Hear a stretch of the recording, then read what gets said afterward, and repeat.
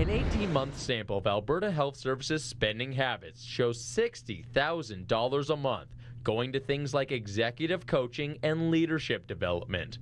That's almost $750,000 a year to teach leadership skills to people who were hired because they're leaders. They're spending an incredible amount of money searching for these guys, and then when they find them, they're pretty much admitting that they're not properly trained. And I expect that when you're hiring someone to be a leader, that they've got the leadership skills to come to begin with. And it doesn't include the hundreds of thousands, often on one position, spent on headhunters to find them.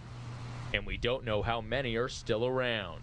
They may have been coached out, or they try to keep their job. I'm not exactly sure. They had 80 vice presidents. Now they only have 10, while there's 70 vice presidents that are buried within Alberta Health Services. What's more, AHS often isn't looking for the best deal. A 2-year set of numbers exposing sole-sourced contracts show on average $46,000 per month of AHS's leadership training had no competitive bidding. Compare that to the other number, 3/4 of what's spent on the contracts have no thought to the taxpayer. And one of those sole-sourced contracts has ties directly to the government. Some people call it cronyism. I would call it corruption. You call it what you want. It's wrong. Pam Whitnack was an AHS executive when the service first formed in May 2008. That was when AHS combined 12 separate health programs and was operational within just a year of the launch. Whitnack left AHS on August 31st, 2011.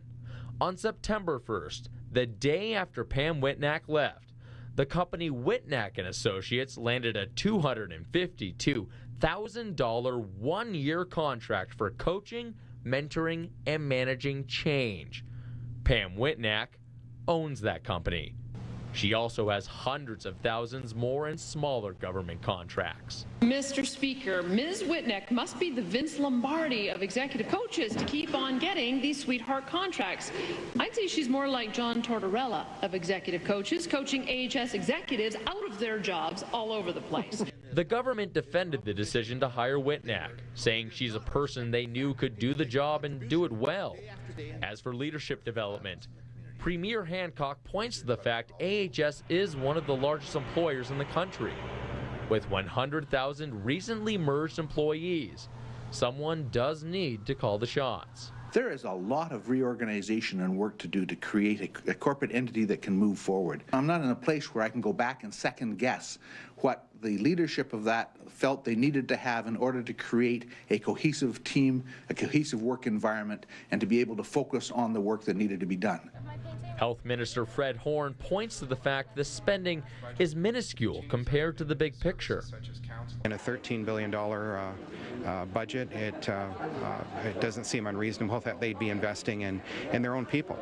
Horn also fired the entire AHS board in June of last year. He says that solved much of the mismanagement. But with this kind of money spent during that board's leadership, it's debatable whether the team should have been coached in the first place. I'm Joshua Skurnick, and this is a Sun News Special Report.